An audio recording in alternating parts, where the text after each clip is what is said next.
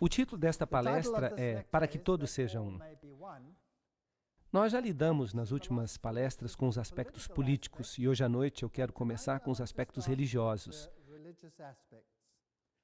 Na terça, nós vamos lidar com a palestra sobre o fogo estranho. Não percam essa palestra, vai ser muito boa.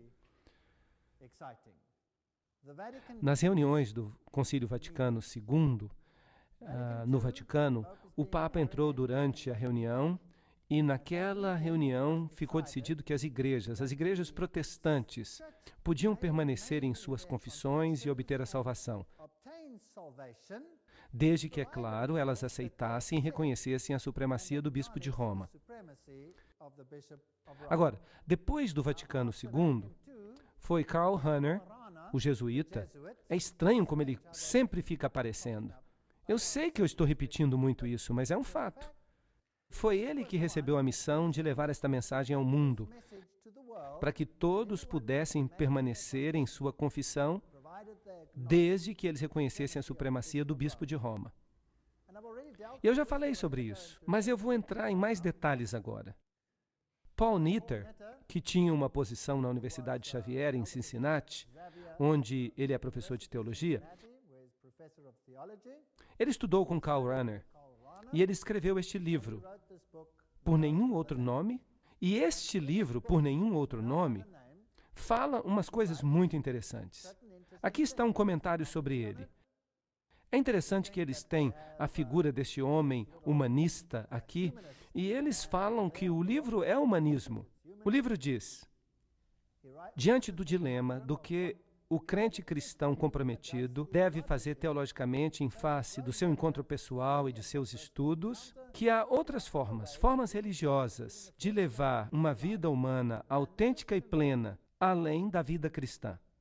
Vocês estão percebendo o que eu estou falando? Será que uma pessoa pode ser salva? E aí eles dão uma definição. Isto é, viver uma vida plenamente humana por outro nome a não ser o nome de Cristo? Bem, vamos recapitular aqui. Ser salvo significa viver uma vida verdadeiramente humana. Será que essa é uma teologia correta? Este é um professor de teologia, e este livro é virtualmente usado em todos os seminários de teologia no mundo inteiro. A resposta de Nitter é que pode-se salvar com outro nome. E então ele prossegue para mostrar como esta afirmação pode se encaixar teologicamente com um compromisso cristão efetivo. Esta é uma teologia bastante criativa. Esta é a única sentença com a qual eu concordo. É uma teologia criativa, mas definitivamente não é uma teologia bíblica. Bem, no segundo concílio ecumênico, se a Bíblia não vai ser a norma, nós temos que substituí-la por outra coisa.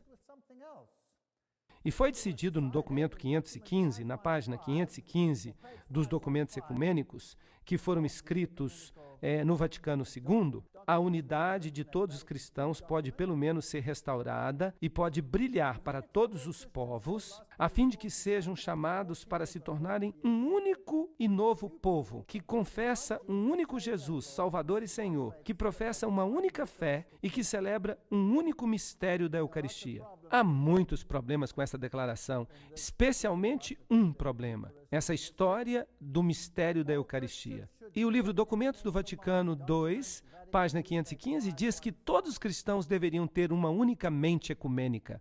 O Catecismo Católico nos diz que o Vaticano II não mudou as doutrinas, que ele pareceu apenas mudar as doutrinas. Este é o Catecismo atual da Igreja Católica, artigo 816.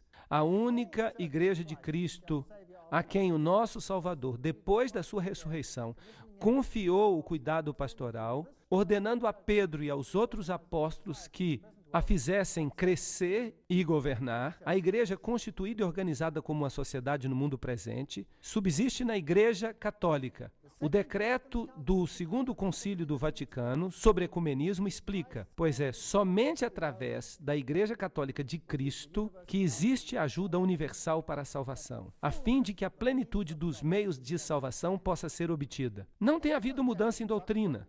Só os protestantes que pensam que houve uma mudança de doutrina. Bem, então o artigo 817 diz, onde há pecados, há também divisões, cismas, heresias. Isso quer dizer que se havia uma divisão, então isso era pecado. Então quem que é o pecador? Aquele que se separou. E o artigo 820 diz: Cristo concedeu a unidade à sua igreja desde o princípio, e isto é algo que a igreja nunca pode perder. Então dizem que não mudou nada. Ela ainda governa. A igreja governa através dos seus pontífices supremos e bispos, e todos terão que reconhecer isso. É por isso que o sacerdote J. Cornell diz: o objetivo final do ecumenismo, da forma como os católicos o concebem, é a unidade da fé, da adoração e do reconhecimento da autoridade espiritual suprema do bispo de Roma. Aí está o resumo. A ligação da igreja com as religiões não cristãs indica que todas as nações formam apenas uma única comunidade. Eles querem ter as mesmas relações com os muçulmanos, com todas as outras religiões. Vamos ver se isso é mesmo verdade. Isto foi o que o catecismo disse. Eles pensam que não pode estar errado. No livro Respostas Adicionais às Perguntas, Bonaventura Hinwood diz o seguinte: o Vaticano II ensina em vários lugares que a Igreja Católica, e somente a Igreja Católica, foi fundada por Jesus Cristo. Então não houve mudança na documentação do Vaticano II. Então, no dia 5 de setembro de 2000, o Vaticano deixou isso claro. A Igreja examinou a declaração do Vaticano e, numa declaração de 36 páginas, disse que outras comunidades cristãs, como os anglicanos e os outros protestantes, não são, de fato, igrejas. E Canon David Oliver, ministro da Igreja Anglicana de São Tomé, disse: está bem, está tudo bem. Então o Vaticano insiste que as outras igrejas não são nossas irmãs. E eu me lembro que Karl Rahner disse: deve sempre ficar claro que a Igreja Universal, Apostólica, Santa, Católica e única igreja não é uma irmã, mas a mãe de todas as igrejas. Então, esta é a última declaração. É uma declaração definitiva das mais altas fontes do Vaticano. O Vaticano II não mudou nada. Esses são alguns dos comentários das outras igrejas. As igrejas estão espantadas com o ataque do Papa. As igrejas protestantes expressam desapontamento. Nada mudou, mas elas continuam ainda no movimento ecumênico. O jornal The Washington Post disse: um novo documento do Vaticano, publicado hoje, declara que os indivíduos só podem obter salvação plena do pecado terreno através da graça espiritual da Igreja Católica e que as outras denominações, incluindo as igrejas protestantes, têm defeitos que colocam seus seguidores numa situação de grave deficiência. E isso inclui os muçulmanos, os hindus, os judeus, todo mundo. Eles têm que aceitar o catolicismo como líder. É isso que o Vaticano ensina. Agora, como é que nós vamos fazer isso se a Bíblia claramente condena o catolicismo? Bem, o Vaticano II e o documento sobre o domingo dizem: qualquer tentativa que busca tornar o domingo um dia genuíno de alegria e descanso deveria ser encorajada. Nós devemos celebrar o mistério pascual. Deve ser o principal dia de guarda. Deve haver liberdade para descansar. Todas as festas são importantes, mas nenhuma é mais importante do que o domingo. Então o documento diz: a manifestação suprema da solenidade desta festa é o culto que acontece no domingo. Então, de novo, o Vaticano II declarou que o domingo era o dia que deve ser guardado. E eles o chamam de Dia do Senhor. E, de novo, no artigo 2174 do Catecismo, eles admitem que nós todos devemos nos reunir no dia do sol, pois ele é o primeiro dia da semana depois do sábado judaico. Não existe essa coisa de sábado judaico. O sábado foi instituído no Éden muito antes de existir judeu. Agora, o domingo, a Páscoa de Cristo, o domingo preenche a verdade espiritual do sábado judaico e anuncia o eterno descanso do homem em Deus. Mas isso que o catecismo está dizendo não passa de uma tradição. Eu não vou falar mais sobre isso. Então, se você não vai ter a Bíblia como base, então é melhor que você dê ao povo outra coisa. Celebrações musicais. Isso está na página 83 dos documentos do Vaticano. As pessoas devem participar do culto com mais disposição. O formato da celebração e o grau da participação deveria variar tanto quanto possível. A liturgia... Agora, eu explico para vocês que liturgia é tudo o que acontece na igreja além do sermão. A liturgia maravilhosamente aumenta o poder dos membros da igreja de pregarem a Cristo. Então eles estão dizendo, vamos colocar mais ênfase na liturgia e menos ênfase em quê? Na pregação. E é por isso que alguns dos seus documentos a chamam de Santa Liturgia, um sinal levantado entre todas as nações. E por isso dizem que os filhos estão espalhados até que sejam ajuntados no mesmo aprisco por um só pastor. Claro que esse pastor é o Papa.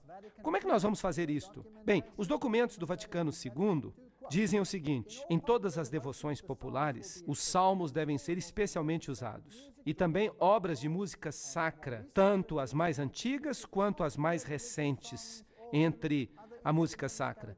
Também canções de música popular religiosas, música de órgão, outros instrumentos característicos de um determinado povo. A participação na celebração deveria ser interna, mas deve, por outro lado, ser também externa. A participação interna acontece com gestos e atitudes corporais, as aclamações, as respostas, o cântico. Em outras palavras, o Vaticano II está dizendo: vamos fazer o culto ser bem animado, vamos nos balançar, vamos fazer alguma coisa corpórea, vamos balançar os braços. Não é importante se nós temos a Bíblia. De fato, é até difícil segurar a Bíblia se você está balançando os braços de um lado para o outro.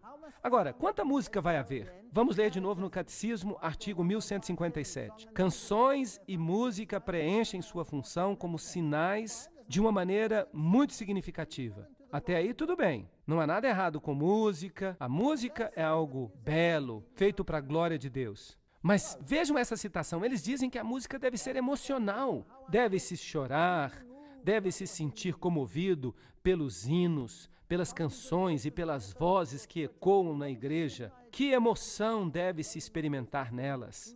Esses sons devem penetrar nos ouvidos, destilando a verdade no coração. Um sentimento de devoção deve aparecer no coração e lágrimas devem escorrer pela face. As lágrimas fazem bem. Então, quanto mais lágrimas e mais emoção, melhor. É preciso desligar a mente e ligar a mente em outra coisa.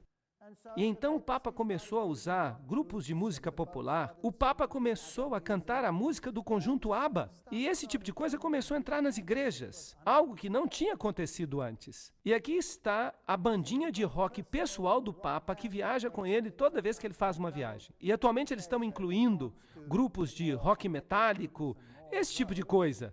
E em 1967, o corpo docente e o corpo discente da Universidade Católica de Duquesne, eles começaram a virar carismáticos. E em 1968, o Concílio Mundial das Igrejas aceitou os católicos como observadores. E em 1975, eles estiveram presentes em Nairobi. Em 1975, uma grande reunião ocorreu em Roma. E o Papa Paulo II, de fato, começou a falar em línguas.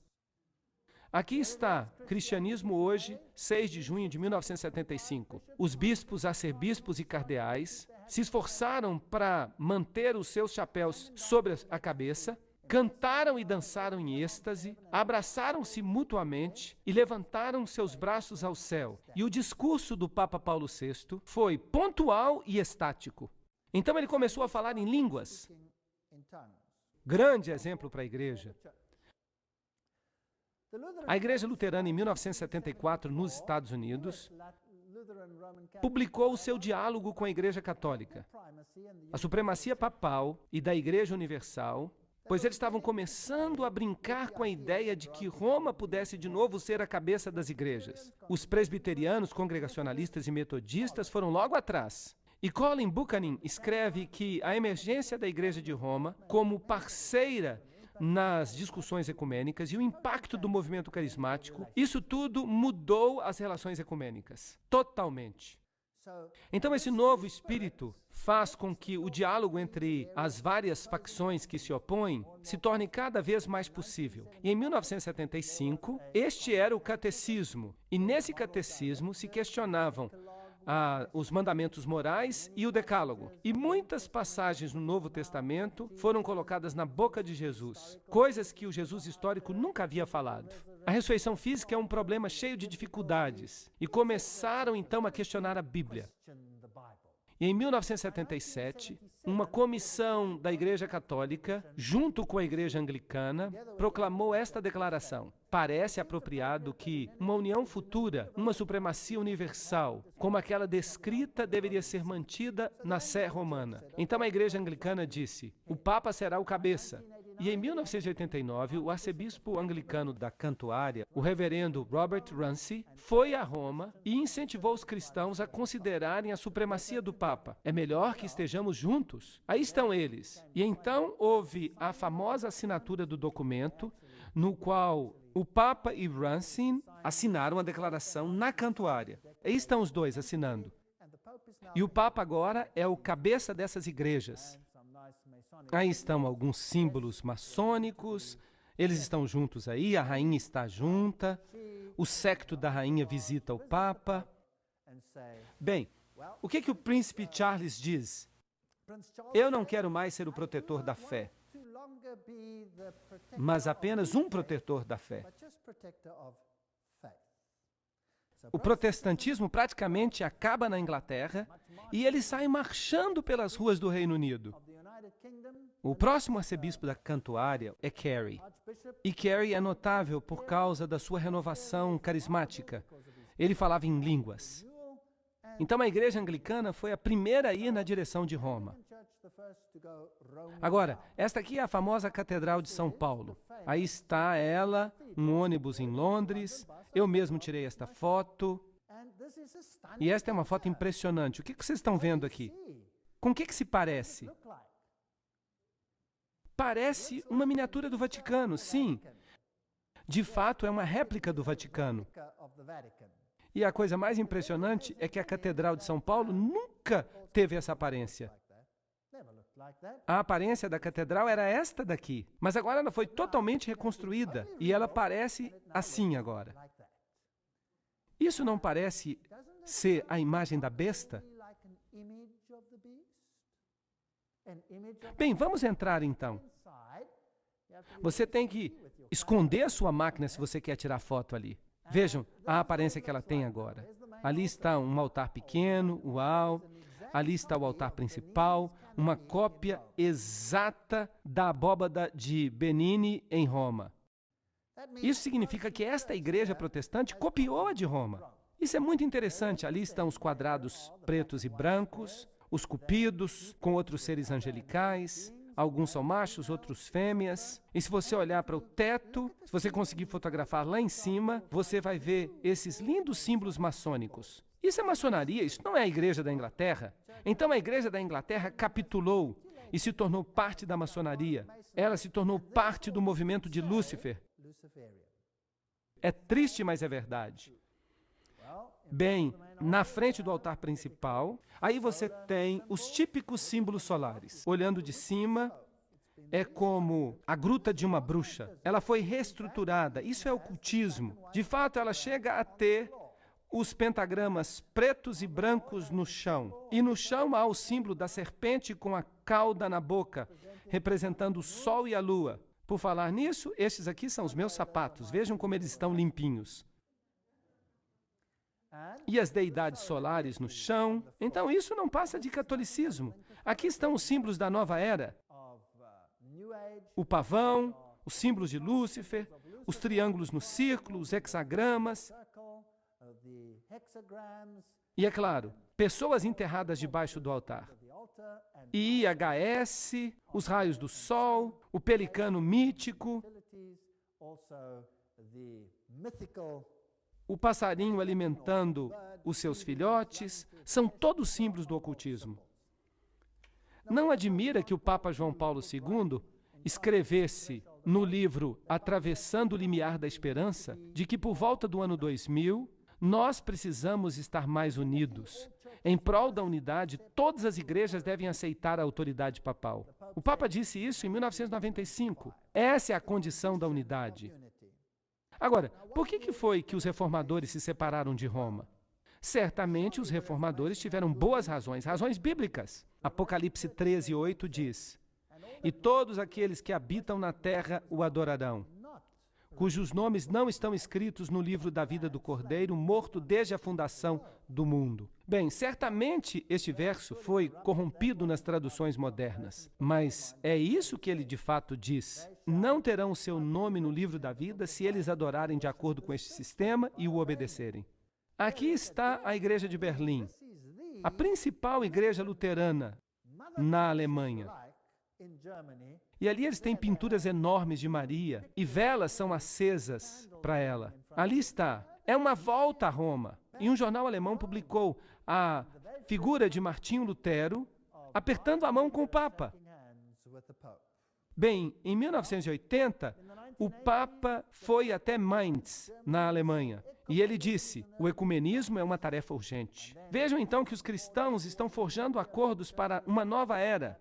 As igrejas têm um pacto, e então aconteceu um famoso sínodo na Alemanha, o sínodo luterano, e ali eles passaram por cima de alguns pontos de controvérsia. E eles disseram: o Papa não mais será chamado de anticristo. Bem, então isso é o fim da reforma, é o fim dos luteranos. A revista Time então retomou este assunto e disse: uma separação de 500 anos. Luteranos e católicos chegaram a um acordo a respeito de questões que dividiram o cristianismo ocidental em dois. E em 1999, no dia 1º de novembro, as igrejas superam uma discórdia de 500 anos. E assim os luteranos reconheceram a autoridade do Papa. E agora uma declaração surpreendente. A Alemanha pede que se perdoe Lutero. Perdoar Lutero por quê? Por que ele deveria ser perdoado? E a igreja calvinista disse: nós precisamos ter mais respeito pelas imagens e pelas tradições. Nós não podemos continuar assim. E o líder luterano diz que o Papa poderia se tornar o porta-voz para todos os cristãos. E neste jornal aqui, do dia 6 de julho de 2001, Ismael Nocco, secretário-geral da Sociedade Mundial dos Luteranos, disse que os luteranos podem certamente olhar para o Papa como um dos principais líderes espirituais do mundo hoje. E ele continuou dizendo que o movimento ecumênico requer que os cristãos considerem a possibilidade de que o Papa se torne o porta-voz global para todos os cristãos.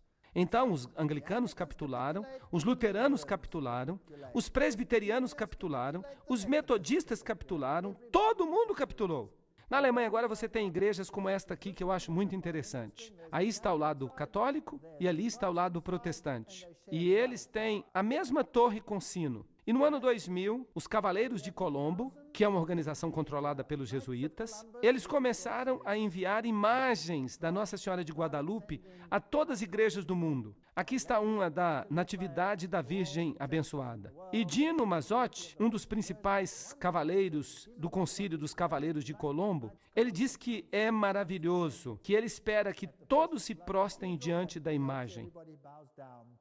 E então veio a declaração conjunta de luteranos e católicos, na qual eles discutiram a doutrina da justificação. Um documento escrito de forma brilhante, que destrói totalmente o princípio protestante. Bem, se abandona a Bíblia, é melhor então colocar mais animação no culto, para que as pessoas não se preocupem tanto em ler a Bíblia. Os teólogos querem ficar mais animados. Vamos colocar na igreja uma liturgia animada, vamos colocar na igreja muito movimento. Eu não sei para que essas pessoas ficam balançando a mão dentro da igreja. Será que eles estão tentando alcançar o botão do ar-condicionado para desligá-lo? Bem, e na história do cristianismo, na página 621, está escrito que, em anos recentes, muitos líderes de igrejas nacionais, eles deixaram a sua posição cautelosa e passaram a ver que o movimento carismático é a melhor esperança de renovação da igreja no final das décadas deste século. O professor Hollingworth disse exatamente a mesma coisa. Ele disse: católicos e protestantes estão se unindo por causa do movimento carismático, que tem operado milagres. Tem havido uma onda de unidade carismática entre as igrejas. Então, a Igreja Reformada da Holanda diz: o tempo já está mais do que maduro para nós procurarmos as coisas que nos unem e não as coisas que nos separam. Todos esses figurões estão dizendo a mesma coisa. Todos eles são líderes de grandes igrejas. E em 1990, o Concílio Mundial das Igrejas já não era mais o que costumava ser. Originalmente, o Concílio Mundial das Igrejas falava de unidade protestante.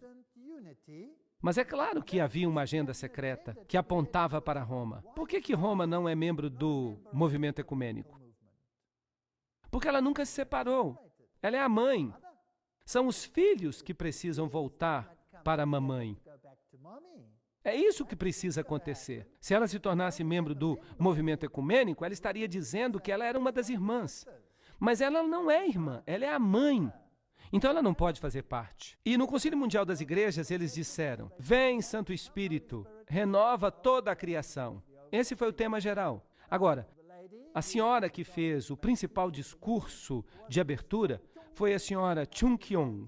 E ela depois, então, queimou a lista das pessoas mortas que ela invocava. Bem, foi ela que fez o discurso. Ela é uma professora universitária e ela subiu ao palco dançando com alguns aborígenes, em roupas primitivas. Então ela invocou os mortos. Ela invocou Agar, Urias, os bebês mortos por Herodes, Joana d'Arc, pessoas mortas nas câmaras de gás, Mahatma Gandhi, Steve Biko, Martin Luther King e, finalmente, ela também invocou o espírito do nosso libertador, Jesus Cristo.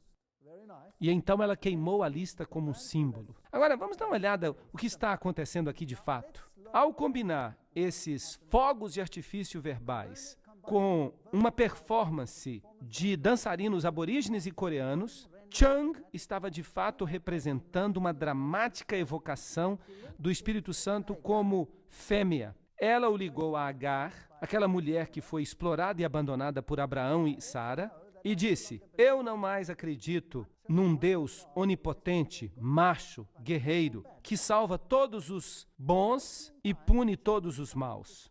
Chung invocou os espíritos dos mortos 18 vezes, dizendo que eles haviam sofrido injustiças e que a sua voz clamava, e que se não ouvíssemos os clamores desses espíritos, nós não seríamos capazes de ouvir a voz do Espírito Santo. E ela disse: não fiquem incomodando o Espírito Santo, invocando-a toda hora. E eu espero que a presença dos nossos espíritos ancestrais aqui conosco não incomode vocês.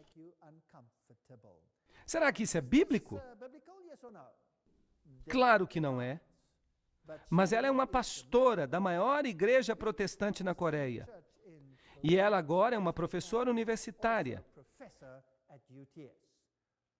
Chung Hyun-kan se formou no Seminário Teológico União. E eu já falei para vocês que esse seminário é maçônico. E Chung se tornou professora de uma universidade só para as mulheres na Coreia. A maior universidade do mundo só para as mulheres, com 20 mil alunas. Ela disse: as 3 deusas das quais eu quero falar para vocês são Kali, do hinduísmo, Kuan Yin, do budismo, e Ena, uma divindade filipina. Esta é a minha nova trindade. E ela acrescentou: a igreja cristã tem sido muito patriarcal. E nós estamos aqui reunidos para destruir a idolatria patriarcal do cristianismo. Então, é isso que a principal palestrante do Concílio Mundial de Igrejas falou. Ela explica: eu venho de uma tradição xamanista, budista, confucionista, taoísta e cristã. E quando eu olho a história de nossa religião, nós temos mais de 5.000 anos de xamanismo, mais de 2.000 anos de taoísmo, mais de 2.000 anos de budismo, 700 anos de confucionismo e somente 100 anos de protestantismo na Coreia. Portanto, quando eu vou ao templo e olho a Buda, eu me sinto tão jovem. Buda morreu com 80 anos e Jesus morreu com 33 anos. E é por isso que Jesus era jovem demais para compreender. Uau! Eu acho que o meu intestino é xamanista, meu coração é budista, o hemisfério direito do meu cérebro é confucionista e o hemisfério esquerdo do meu cérebro é cristão. E eu digo que os deuses formam uma família, eles estão juntos. Então vocês estão percebendo aqui a direção na qual o Concílio Mundial de Igrejas está indo? E ela também disse: nós acreditamos que esta energia doadora de vida vem de Deus e está em toda parte. Ela está no sol. E isso, de novo, isso é nojento. Isso é panteísmo. Ela está no chão, ela está nas árvores. E se você se sente cansado, se você se sente sem energia, se você se sentar em silêncio, se você for até uma grande árvore e pedir, dê-me um pouco da sua energia vital, e se você pedir ao sol um pouco dessa energia vital, será que isso é cristianismo? Isso é claro que não é cristianismo. Mas ela também foi a porta-voz do Concílio Mundial de Igrejas em Harare, em Zimbábue, em novembro de 1998. E ali ela realizou uma dança sensual. Ela declarou que testemunhar de Jesus Cristo para outra pessoa é de fato um ato de violência. Bem, então vamos ao cerne da questão. Testemunhar sobre Jesus Cristo é um ato de violência? Por quê? Porque você está fazendo o quê? Porque você está indo contra os direitos humanos do outro indivíduo, que pode ser, quem sabe, um budista, um hindu. Ele tem direito de ser o que é, e se você disser a ele qualquer outra coisa, que ele tem que acreditar em Jesus Cristo, então você está cometendo um ato de violência? Em outras palavras, então o que eu estou fazendo agora é um ato de violência? Tá bom, muito obrigado. E quando disseram para ela o que Jesus falou em João 14:6, a resposta dela foi que Jesus se equivocou. E é por isso que o Concílio Mundial de Igrejas usa demônios de todos os tipos. E nós temos oikumene. O que oikumene significa? Aqui está um exemplo de oikumene. Vamos perguntar para a webpage do Concílio Mundial de Igrejas o que oikumene significa de fato. A palavra ecumênico é derivada do termo grego oikumene, que pode ser traduzida como todo mundo habitado. E é quando nós percebemos que o mundo inteiro pertence a Deus, que nós percebemos que nós somos um. Todas as pessoas do mundo foram feitas à imagem de Deus, de modo que somos chamados a proteger o bem-estar de todos. Agora, vocês se lembram o que eu disse para vocês sobre o que havia falado Gary Carr sobre a antiga religião babilônica, através do cabalismo, através da maçonaria, que controla o marxismo, as sociedades secretas políticas dos Estados Unidos, o sistema bancário mundial e o Concílio Mundial de Igrejas? Vocês acham que ele estava certo? Eles estão ensinando, Jesus está errado. Ele era jovem demais para entender. Nós temos que adorar a natureza e todas essas coisas. Isso não é bíblico. E Alice A. Bailey, a fundadora da fé em Lúcifer, em 1919, predisse que surgiria uma igreja mundial e que o esboço definitivo dessa igreja apareceria no final do século. Não haverá nenhuma separação na Igreja Universal. A loja sagrada de todo verdadeiro maçom, percebem como tudo está junto? E os círculos internos das sociedades esotéricas. Deste modo, os objetivos e a obra das Nações Unidas serão solidificados em uma nova Igreja de Deus, dirigida por todas as religiões e por todos os grupos espirituais, colocará um fim na grande heresia da separação. Bem, isso exigiria toda uma palestra, isso é coisa pesada. E eu vou falar numa das palestras que ainda vão vir sobre as Nações Unidas e sobre o ocultismo. Este é um assunto pesado. E ela está aqui dizendo que as igrejas, as lojas maçônicas, as sociedades esotéricas, no final do século, trabalhariam juntas para fazer uma nova igreja mundial. Agora, como cristão, eu creio que Jesus é o único caminho. Será que eu posso me unir a essa sociedade? Sim ou não? Parece que vocês estão tão convencidos. Isso é muito estranho. Norman Vincent Peale. Agora, quem é Norman Vincent Peale? Provavelmente um dos maiores pregadores de nosso tempo, mas ele também era maçom de grau 33. Porque a maçonaria sempre aceita de braços abertos homens de todas as denominações, de todas as crenças religiosas. A única exigência é que os bons homens creiam no arquiteto supremo e na imortalidade da alma. É claro que nada disso é bíblico. Os maçons, de fato, vão além do sectarianismo estreito e do dogma limitador. Eles concordam com a declaração do famoso escritor Edmund Burke. O corpo de toda verdadeira religião consiste na obediência à vontade do soberano do mundo, na confiança em suas declarações e na imitação de sua perfeição. É isso que Norman Vincent Peale disse como maçom de grau 33. O bispo Carl Sanders também é um maçom de grau 33. Ele pertence à Igreja Metodista Unida. O Rabi Seymour Atlas, o Dr. James Westbury, diretor executivo e editor da Igreja Batista Dominical de Georgia, ele também é um grau 32. E o reverendo Louis Grant, superintendente distrital da Igreja Metodista Unida, também grau 33. Bem, Norman Vincent Peale disse: eu descobri que o rito escocês e a loja simbólica defendem a crença de que não deve haver apenas uma religião. Eles respeitam todas as principais religiões do mundo. E Billy Graham diz que Norman Vincent Peale é o seu grande mentor. É interessante, pois ele tem um mentor que é um maçom de grau 33. Billy Graham, o evangelista cristão mais popular do mundo, era listado na internet como sendo um maçom de grau 33. Mas por eles mesmos, depois de muita crítica, eles retiraram essas listas da internet. O próprio Shaw era um maçom de grau 33. E ele revelou que Billy Graham esteve na sua cerimônia de iniciação. E no seu livro, O Engano, ele fala sobre um proeminente evangelista que frequentava a maçonaria, só para que ele conseguisse publicar um livro. Norman Vincent Peale é definitivamente um maçom de grau 33, um ex-capelão da grande loja maçônica de Nova York. E é esse aqui que Billy Graham diz que é o seu mentor. Robert Schuller, maçom de grau 33, aqui está na internet onde você pode procurar, mas também há muitos outros escritos que confirmam isso. Eu não estou usando apenas uma única fonte. Eu estou citando de várias fontes: Oral Roberts, Jesse Jackson, a maioria dos fundadores dos Mormons, os Testemunhos de Jeová, todos eles. Mas vamos dar uma olhada em Norman Vincent Peale. Ele apoiava as mensagens que são chamadas de as Cartas de Jesus, escritas por Jane Pauseri e Anna Brown. Ele apoiava essas cartas escritas através de médiums. Estas cartas maravilhosas e santas foram escritas diariamente num período de 2 anos, que começou certa manhã em 1978. As cartas foram ditadas por um espírito não vivo, que se identificou como Jesus Cristo. Aqui está a referência bibliográfica. E Peale acrescenta: não importa se esses escritos vieram de Jesus de Nazaré ou do Jesus de Jane.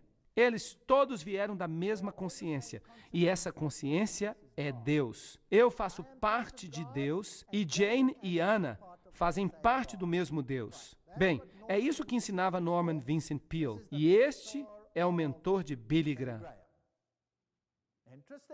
E falando do ocultista Kreskin, Norman Vincent Peale diz que tudo o que ele está fazendo é dramatizar o que eu tenho pregado e escrito por anos. E outro livro chamado Os Mortos Estão Vivos e Podem Se Comunicar com Você, esse outro livro também foi promovido por Peale.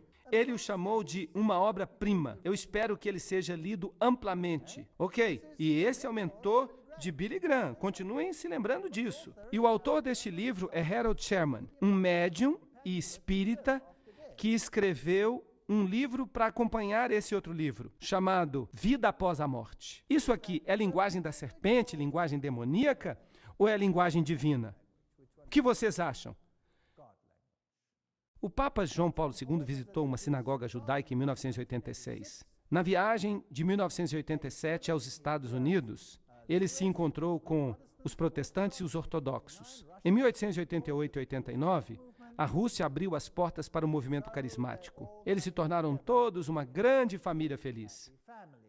E um jornal católico chamado Cruzeiro do Sul diz: o principal rabi de Israel fez uma visita ao Papa. E o patriarca da Igreja Ortodoxa e o Papa também se encontraram, e nesse encontro havia muitos símbolos maçônicos. E Israel convidou o Papa para visitar a Terra Santa. E o Papa fez uma visita à viúva de Schindler. Este aqui é o Rabi Robert Jacobs. Vamos ouvir o que ele tem a dizer nesta edição aqui.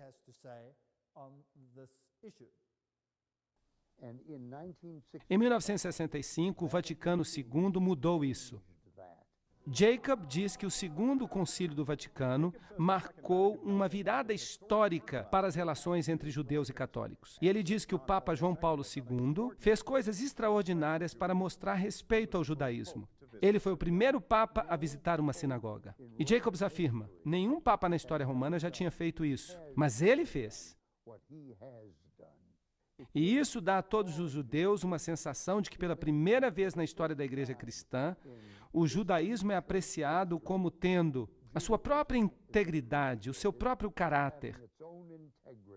E para mim é um privilégio tremendo me encontrar com este Papa extraordinário.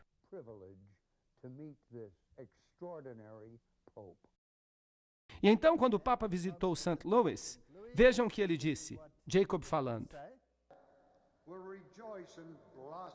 Nós nos regozijamos e crescemos. Eles crescerão com flores abundantes e se regozijarão com um cântico alegre. Isso é muito interessante. Este aqui é Alexei, o patriarca russo. Ele também está comprometido com o ecumenismo. Ali está ele com o cardeal Cassidy. E eles têm muito mais liberdade. E aqui está de novo um símbolo, o ecumene, o Papa e o patriarca juntos. E nós temos um reavivamento da ortodoxia oriental. O ocultismo também tem um reavivamento. As religiões da Ásia estão sendo reavivadas. O islamismo, o budismo, o hinduísmo, o shintoísmo, Soka Gakkai e o espiritismo. No mundo está havendo um reavivamento religioso. O fervor religioso e o conflito religioso crescem. Vocês já notaram isso? Mas por que isso? Porque através do caos e do conflito pode-se levar à unidade. Torne a dor da separação maior do que a dor da união. Tese, antítese, síntese. Essa é a filosofia hegeliana. Grandes expectativas, diz o patriarca de Constantinopla. Nós uniremos as igrejas. Então, na abertura do Centro Cultural Islâmico em Roma, os bispos católicos compareceram e o Papa João Paulo II os cumprimentou. Islamismo e catolicismo. E nós vamos falar sobre isso numa próxima palestra que eu vou dar. O problema é como fazer com que judaísmo, islamismo, cristianismo fiquem juntos. Estes são documentos da Academia Católica de Trier.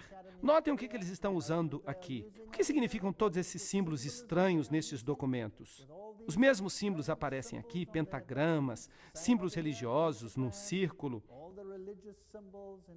o seminário papal, essa estrutura aqui com o tal místico. O que isso significa? Trata-se do emblema do centenário da Igreja Católica nos Camarões. Bem, eles estão usando aqui mandala, estes são símbolos das religiões orientais. Todos eles representam a unidade de todas as igrejas. Aqui está o Papa e o Dalai Lama juntos. Bem, mas de qualquer forma, nós vamos estudar este assunto também no aspecto protestante. Este vai ser o próximo tema. Nós faremos isso numa próxima sessão.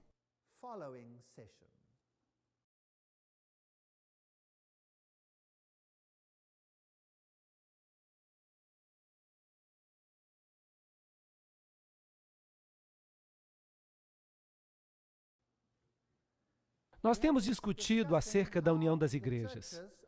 E eu gostaria agora de mostrar a vocês os grandes pregadores protestantes e o que eles estão de fato pregando. Robert Schuller é listado em muitas páginas da internet como um maçom de grau 33. Bem, a gente prova o pudim quando a gente come. Ele escreveu aqui no livro A Quarta Dimensão, no prefácio, eu descobri a realidade da dimensão dinâmica da oração que vem através da visualização.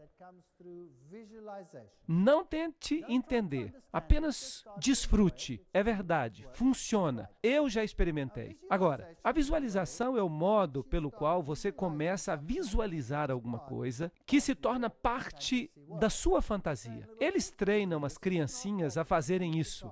É uma técnica do ocultismo. É ocultismo. Aqui está a sua famosa catedral, o Palácio de Cristal. Ali está ele, esse grande pregador. Mas vocês sabiam que ele pegou as plantas desta catedral e as levou para Roma para que o Papa as abençoasse? Isso é muito interessante. E o filho dele agora está ficando mais velho e vai assumir o ministério. Robert Schuller diz o seguinte no livro Autoestima, A Nova Reforma. Ele escreve, A teologia clássica errou em sua insistência de que a teologia seja centrada em Deus e não centrada no homem. Página 64. Isso é muito interessante. Essa é a fala de um verdadeiro maçom. Vocês não concordariam? Sim, na página 153 ele escreve: um papel clássico do púlpito no protestantismo tem sido pregar sermões.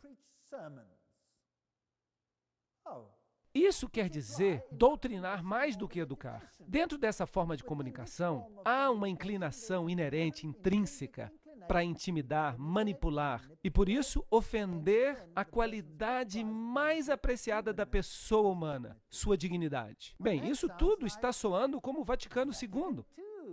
Vamos nos preocupar com liturgia, vamos fazer todas essas outras coisas maravilhosas em vez de pregar a palavra. Ele escreve na página 14, o pecado é qualquer ação ou pensamento que rouba o ser humano de sua autoestima. Isso é interessante, porque eu pensei que, como a Bíblia disse, o pecado é a transgressão da lei, certo? Ele escreve na página 26 e 27, o que nós necessitamos é de uma teologia da salvação que comece e termine com o reconhecimento da fome de cada pessoa pela glória. Eu pensei que justificação era algo que realmente jogasse a glória humana no pó. Era isso que eu pensava. Algo que engrandecesse a Jesus e me diminuísse. Não é isso que a Bíblia ensina? Ele deve crescer e eu devo diminuir. Uau! Página 68.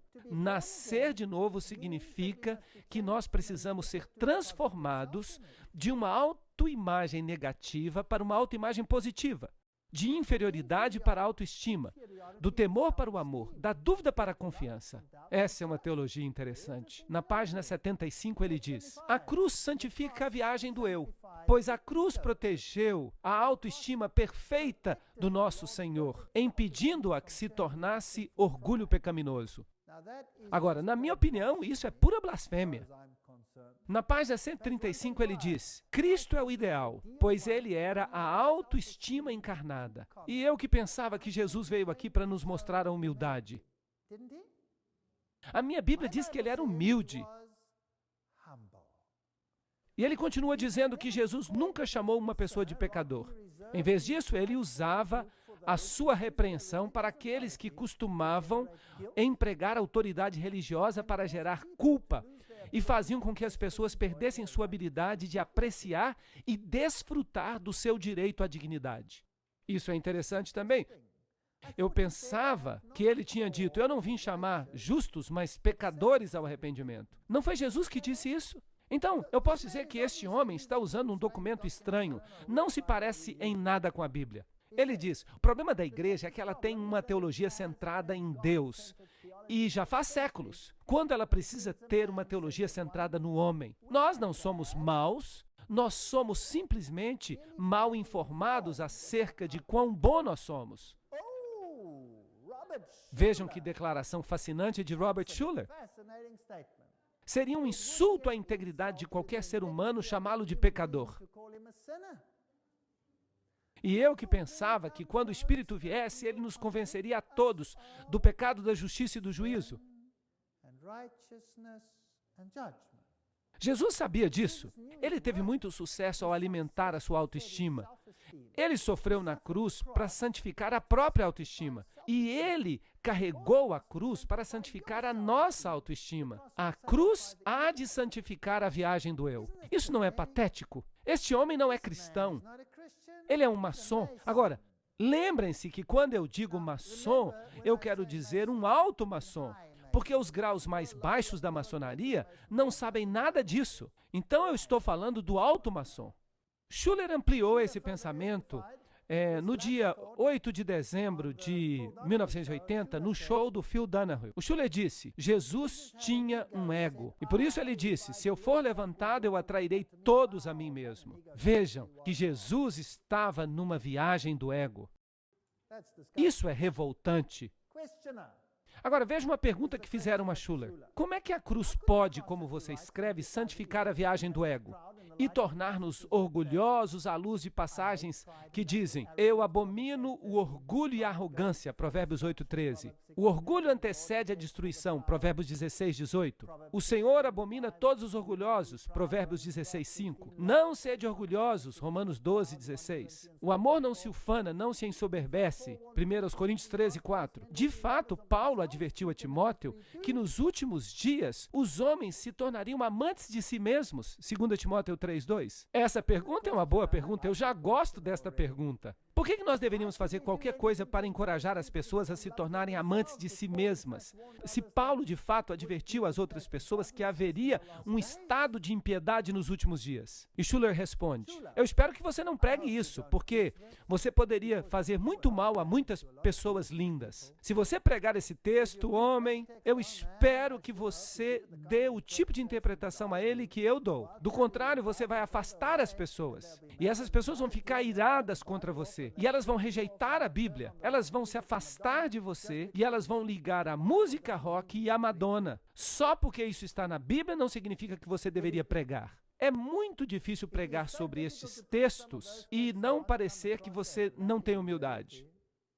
Percebem como essas pessoas viram tudo de cabeça para baixo? Então Robert Schuller escreveu no USA Today, em 1989, o que me separa dos fundamentalistas é que eles estão tentando converter todo mundo, fazendo com que as pessoas creiam no que eles creem. E nós sabemos que há algumas coisas em que todas as religiões concordam. E nós enfatizamos estas coisas sem ofender aqueles que têm pontos de vista diferentes. Esta é uma citação do USA Today. Schuller disse: quando nós sabemos que já fomos redimidos, nós reconhecemos que nós fazemos parte da família de Deus. E nós, então, ficamos prontos para sonhar esse grande sonho divino de construir o reino de Deus no mundo. Então, obrigado, espada e trombeta. Agora, o reino de Deus, eu pensava que não era deste mundo.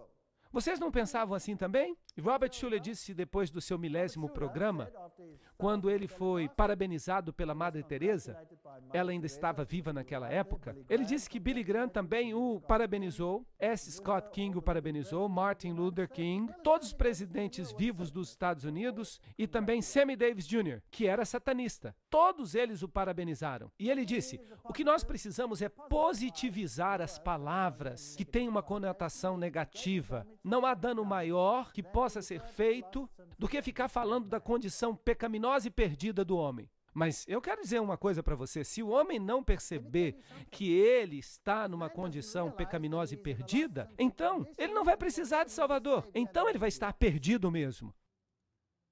Eu acho que nada que foi feito em nome de Cristo e sob o emblema do cristianismo provou ser mais destrutivo para a personalidade humana e, portanto, mais contraprodutivo para o evangelismo do que essa estratégia pouco cristã, rude e cruel de tentar tornar as pessoas cientes de sua condição pecaminosa e perdida. Isso é revoltante. Bem, mas ele ainda vai mais longe do que isso. Vamos ver o que realmente ele é. Ele diz: os mantras mais eficientes empregam o som do M. Você percebe isso quando você repete as palavras I am, que em inglês significa eu sou, eu sou, eu sou. A meditação transcendental não é uma religião, nem é necessariamente anticristã. Uau! Você pode então cantar I am. O que você acha disso? Você está de fato dizendo eu sou Deus. Certamente você não está dizendo isso, Sr. Schuller. Está?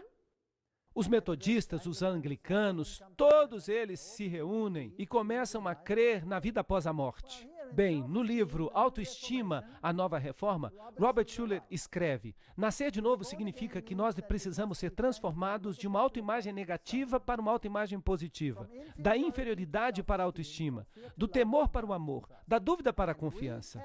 E nós podemos orar. Percebam o que o Sr. Schuller está dizendo. Sr. Schuller, lamento, nosso Pai que está no céu, honorável seja o nosso nome. O que Robert Schuller está dizendo? Ele está dizendo que ele é Deus. Essa teologia é bíblica ou demoníaca? Vocês, por favor, me digam. Vocês escolham. É demoníaca. E quem é que aprova essa teologia? Quem gosta dessa teologia? E no livro Descubra Suas Possibilidades, Robert Schuller fala que quem aprova essas orientações positivas e de inspiração? O Dr. Billy Graham diz que o Dr. Schuller tem um ministério fantástico. Vocês sabem, pássaros da mesma pena voam juntos. E quem é Billy Graham? Aqui está ele, um dos maiores pregadores do nosso tempo. Aqui está ele com Nixon. E Nixon disse, quando você foi para o ministério, a política perdeu um dos seus membros com maior potencial. Vocês se lembram que Nixon tinha um jesuíta que escrevia os discursos dele? Não se lembram? Nós mostramos a vocês aquelas citações. Agora, você sabe que se todo mundo gosta de você no mundo, bem, isso fica assustador. Aqui está ele no Madison Square Garden. Aqui está ele na capital dos Estados Unidos durante a apresentação da Medalha de Ouro do Congresso. E ele recebeu com Al Gore sentado ali. Ele também recebeu um doutorado honorário da Faculdade Católica de Belmont.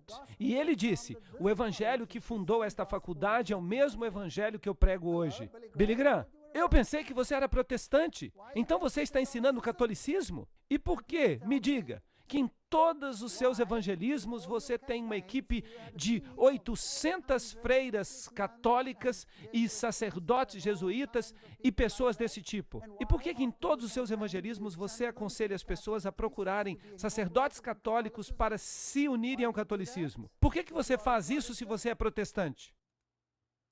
O Jornal de Serviços Religiosos relatou em 13 de janeiro de 1981, o Papa João Paulo II ficou trancado por quase 2 horas com o reverendo Billy Graham, o evangelista protestante mais famoso do mundo. Vejam este jornal, ali está ele, os dois estão juntos. Ele disse, o Papa é quase um evangelista. E aqui está ele vestido de preto, e o Papa vestido de branco. Estão conversando. As pessoas dizem que foi por causa da intervenção de Billy Graham que o antigo presidente Ronald Reagan colocou um embaixador americano no Vaticano, contra a Constituição dos Estados Unidos. Ele tem sido considerado o agente de ligação entre a Casa Branca e Roma. E Billy Graham escreveu, estas são as suas palavras. Reagan foi o primeiro presidente americano a nomear um embaixador de tempo integral para o Vaticano. Antes que ele o nomeasse, ele pediu a minha opinião. Eu disse a ele que provavelmente seria uma boa coisa. A despeito de muitos problemas em potencial com respeito à separação da igreja e do Estado, e eu escrevi a ele uma carta confidencial em que eu dei as minhas razões. Entre outras coisas, eu disse a ele que eu não achava que isso necessariamente violasse a separação de igreja e Estado. Seja por que motivo for, o Sr. Reagan continuou com o plano. Mais tarde, a minha carta vazou para a imprensa, e isso fez com que os meus amigos batistas ficassem muito tristes. Claro que isso causaria uma consternação, porque os seus amigos batistas não sabiam de fato quem ele era, porque isso está muito bem escondido no mundo.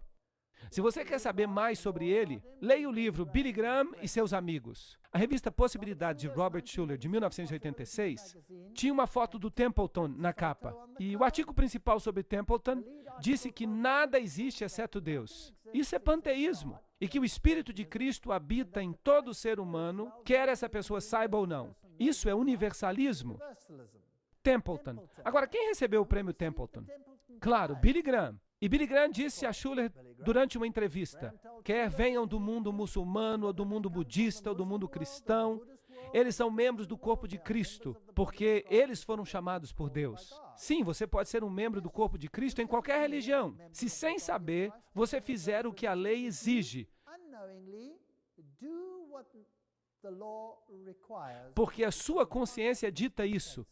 E Deus passa por alto a ignorância daqueles que não conhecem. Então, Deus passa por alto a ignorância. Mas se você conhece a lei e você não a pratica, então você morrerá. E se você não sabe a lei e ainda quebranta a lei, você também morrerá. A morte eterna. Então vocês percebem que católicos e evangélicos às vezes se unem. E o Papa João Paulo II foi descrito como o superstar do mundo. O Papa merece o título de primeiro cidadão do mundo. Revista Newsweek, de 15 de outubro de 79. Depois de 11 de setembro, o ecumenismo recebeu um grande incentivo. Todas as religiões declararam que se aproximariam. Muçulmanos, protestantes, católicos, estavam todos orando juntos. No livro prevista a morte do protestantismo, em 1997, a Igreja Episcopal, com esse bispo aqui, disse o seguinte através do bispo Adler. A palavra de Deus nos disse que o que nós estamos testemunhando é o fim de uma era. Deus está restaurando o seu templo e, por isso, haverá um sacerdócio, um episcopado, desde a sucessão apostólica. Uma grande diferença entre protestante e católico. Agora, isto é o que diz esta igreja, que é basicamente a representante da igreja da Inglaterra nos Estados Unidos. Mas o bispo Adler disse que, depois do sermão, ele se levantou para pregar uma palavra de profecia. Então ele caiu no chão e chorou por 45 minutos. Então ele disse, nós todos percebemos o que Deus está nos dizendo. Nós estamos testemunhando o fim do protestantismo. A igreja de Deus é católica, ele declarou. Era católica no início e será católica no fim. Vocês percebem como todo mundo está falando de unidade? As igrejas concordam que o Papa tem a principal autoridade. Isso não é interessante? O Papa escreveu isso e disse no livro Atravessando o Limiar da Esperança que por volta do ano 2000 nós todos precisaremos estar unidos. E em junho de 99 escreveram: o Papa é a principal autoridade do mundo cristão, em todo o mundo cristão. E um anglicano disse ontem que o Papa é um presente que todas as igrejas deveriam receber. E então há este documento, o presente da autoridade, de 45 páginas, que foi produzido por 18 membros da Comissão Internacional de Católicos e Anglicanos. E o documento concluiu que o bispo de Roma tinha um ministério específico com respeito ao discernimento da verdade. O que isso quer dizer? Que ele é infalível. Então, percebam que o mundo protestante está desistindo do protestantismo. As igrejas deveriam ter sessões mediúnicas. Quem disse isso? Essa é uma declaração da igreja anglicana. Estão prontos para o espiritismo na igreja. As igrejas estão realmente caindo. Não há mais palavras proféticas. Estas são falsas palavras proféticas. Estes são falsos profetas. Estão pregando uma mentira. E na próxima palestra, eu vou mostrar claramente o que está acontecendo. Não perca uma próxima palestra, Fogo Estranho. Nós vamos ver alguns vídeos que vão deixar vocês de boca aberta. Aqui então está um sacerdote anglicano dizendo que nós, de fato, podemos conversar com os mortos. Talvez nós possamos conversar com os ateus que morreram e estão do outro lado, dizendo que você não tem mais que ser ateu. Foi um bispo anglicano que disse isso, que nós podemos conversar com os mortos, que nós podemos evangelizar os ateus que morreram e estão do outro lado, convencê-los de que eles podem se converter, de que eles não têm mais que ser ateus. Essa teologia não é verdadeira. No livro A Controvérsia Católica Romana, o escritor James White diz: será que hoje nós estamos todos nos unindo? Há muitas razões para que nós fiquemos separados.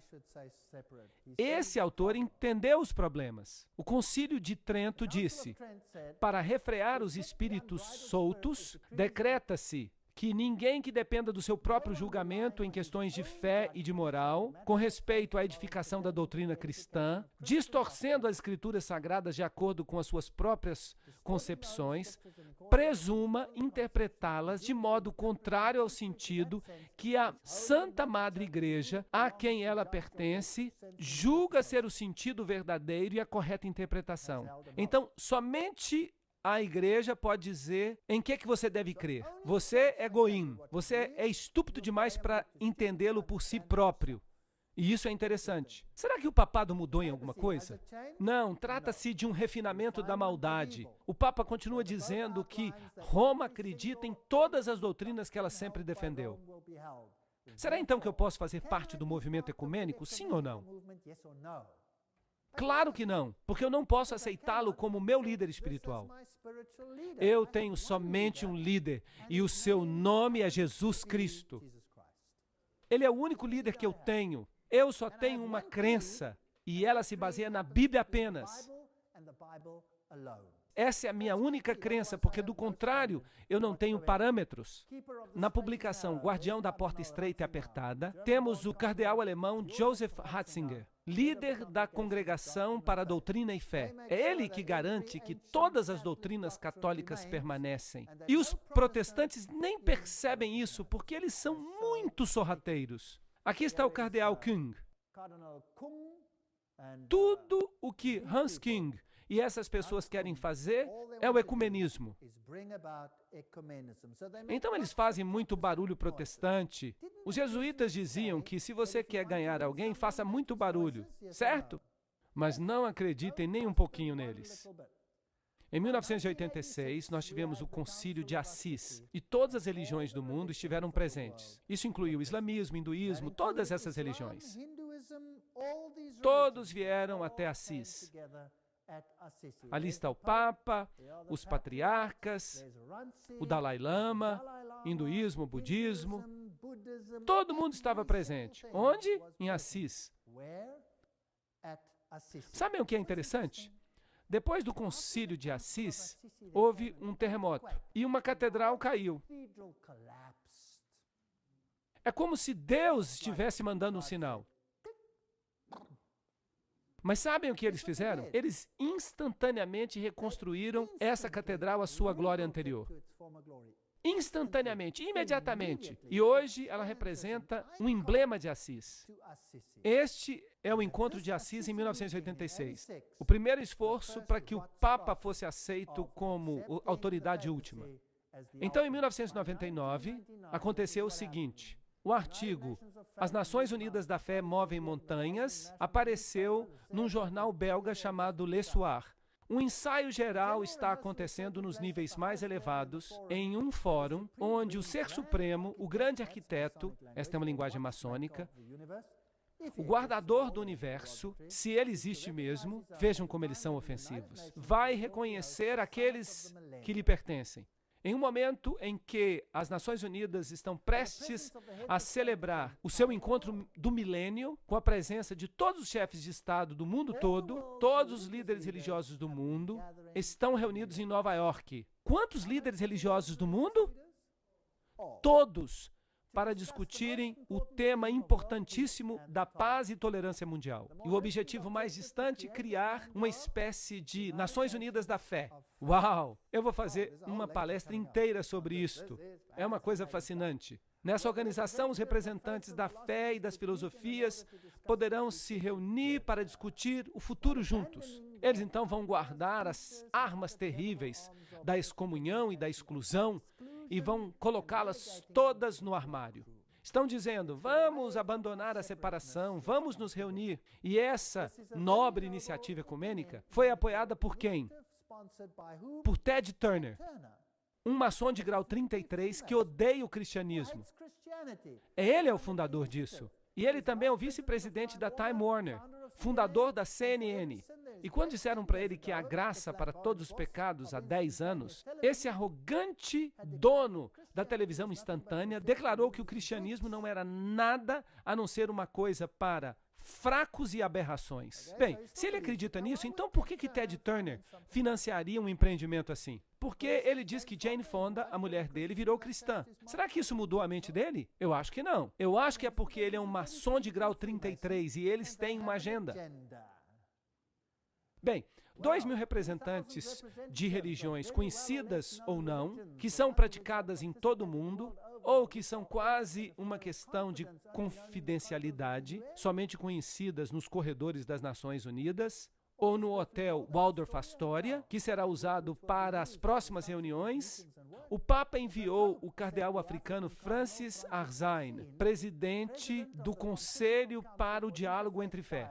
Representando a fé judaica estava o rabino Lau, de Jerusalém. E os budistas ficaram sem a presença do Dalai Lama. Isso mostra que a religião nunca está longe demais da política. A China ameaçou boicotar a reunião se o Dalai Lama estivesse presente. É apenas um jogo que eles estão jogando. Bem, o bispo Desmond Tutu disse que a iniciativa deve prosseguir e que nos Estados Unidos, e em especial nos círculos das Nações Unidas, deve-se dar boas-vindas a esse tipo de iniciativa. Apesar disso, é preciso dar a César, ou melhor, a João Paulo II, o que pertence a César. É de fato graças a ele que essa reconciliação foi iniciada em Assis em 1985, culminando nessa reunião em 1986. Bem, então em maio de 2001, o Papa visitou a famosa Mesquita de Damasco. João Paulo II fez história no domingo ao se tornar o primeiro pontífice a visitar e incentivou os cristãos e os muçulmanos a se perdoarem pelo seu passado. Aí está a mesquita, lembram-se, eu já mostrei para vocês, a famosa Mesquita de Damasco. Nós fizemos um passeio por ela. Nós vimos esta estrutura impressionante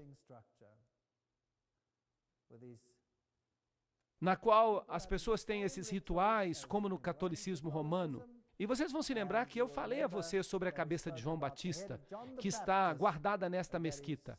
E é significante que o Papa foi justamente para esta mesquita para buscar reconciliação.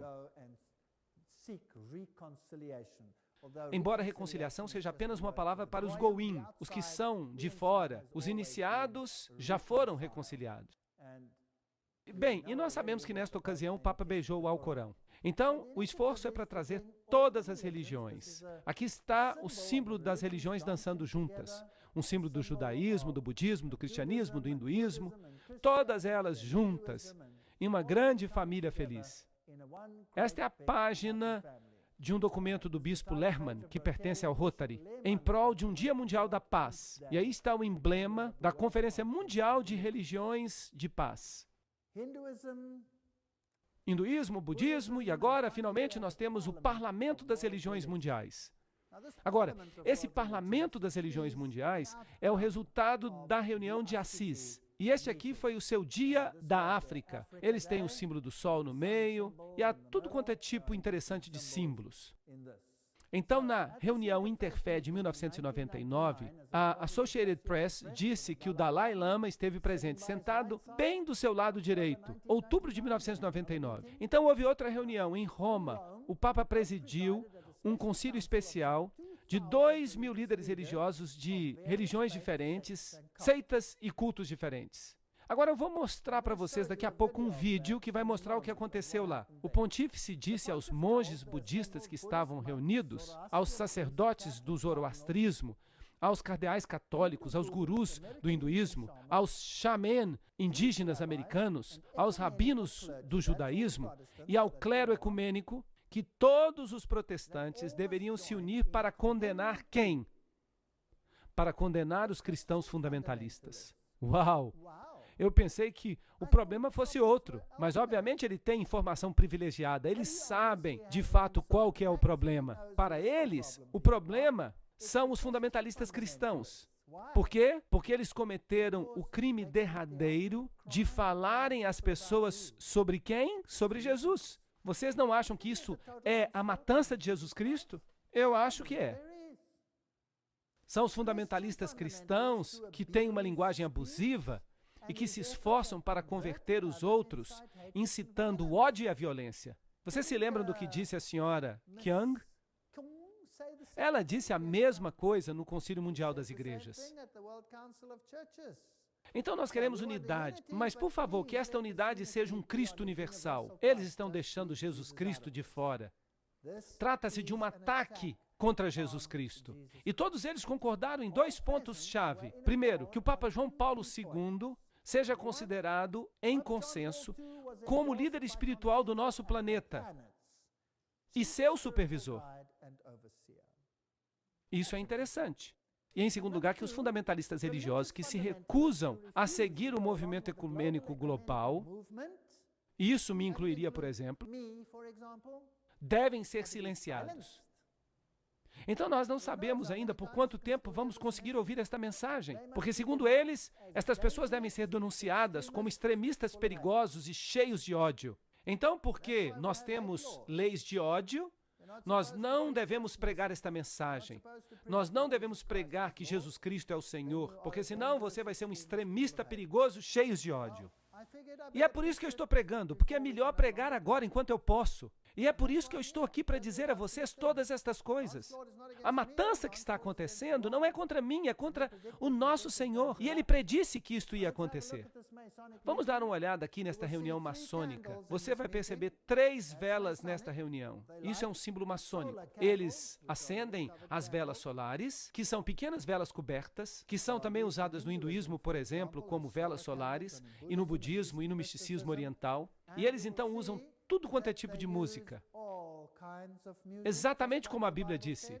De fato, a principal banda de rock da Itália tocou em uma cerimônia oficiada pelo Papa no palco outro dia. E todos os principais líderes religiosos do mundo prestaram homenagem ao Papa. É interessante, vamos ver isso.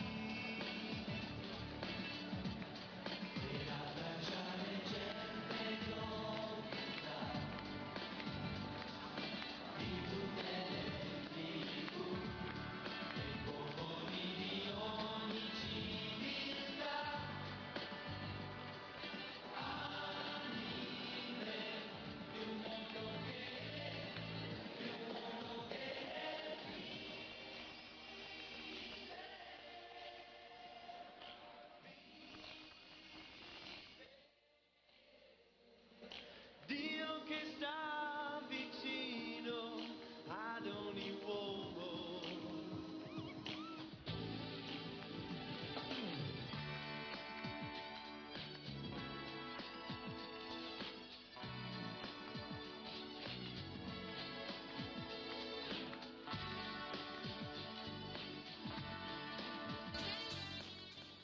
Ele está com uma cara tão sorrateira, não está? Bem, aí estão todos eles. Islã, hinduísmo, budismo, shintoísmo, tudo. Protestantismo, todos eles prestando homenagem ao Papa. Agora, a Bíblia não diz que todos se maravilhariam pela besta? E que ela não perderia os seus filhos? A Bíblia não disse isso? O judaísmo estava lá, todas as religiões estavam lá. Agora, isso significa que nós estamos muito, muito, muito perto do fim do tempo. Agora, esta é uma foto interessante que foi publicada uma vez pelo jornal alemão Der Spiegel. Você tem aqui uma estátua de César mostrando o dedo. Isso é um gesto maçônico. E você, então, tem Mussolini do outro lado mostrando o dedo. E então eles têm Roma aqui. O Papa, a Igreja e o pecado. Eles colocaram o Papa vestido com a sua roupa especial de adoração ao sol. E então eles têm a prostituta. Parece até que eles sabem de alguma coisa, certo? Esta prostituta, a Bíblia diz, é a mulher que está sentada sobre a besta. A grande prostituta que está sobre as nações. E todos os reis do mundo dão o poder à besta. Nós já vimos que os poderes que governam o mundo, de fato, todos eles vêm de poucas famílias hoje em dia.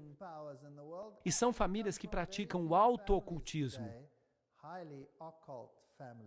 E a mulher que tu viste é a grande cidade que reina sobre os reinos da terra. Apocalipse 17, 18. E eu ouvi outra voz no céu dizendo: saí dela, povo meu, para que não sejais participantes dos seus pecados, e para que não tenhais parte com as suas pragas. Apocalipse 18, 4. O que vocês acham que eles planejaram para aqueles que têm um espírito de separação? O que vocês acham que eles planejaram para aqueles que dizem, como a Bíblia diz, saí dela, para que não tenhais parte com suas pragas, para que não tenhais parte nos seus pecados? Qual vocês acham que vai ser a conclusão para isso? Eu acho que esta é uma questão muito, muito, muito séria. E nós vamos ter palestras sobre isso quando nós chegarmos lá. Nós vamos ver quais são os seus planos finais. Vamos ver o que eles estão esboçando. Isso vai ser interessante, vocês não acham? Vamos deixar que eles falem por si próprios. Mas enquanto isso, quanto a mim e a minha casa, eu não posso me ligar a este movimento ecumênico. Eu quero soerguer a Jesus Cristo hoje à noite como o único Salvador deste mundo e seguir o modo bíblico. E se fizermos isso, ninguém se perderá. Esta é a promessa dele. Por que não confiar nele hoje? Amém.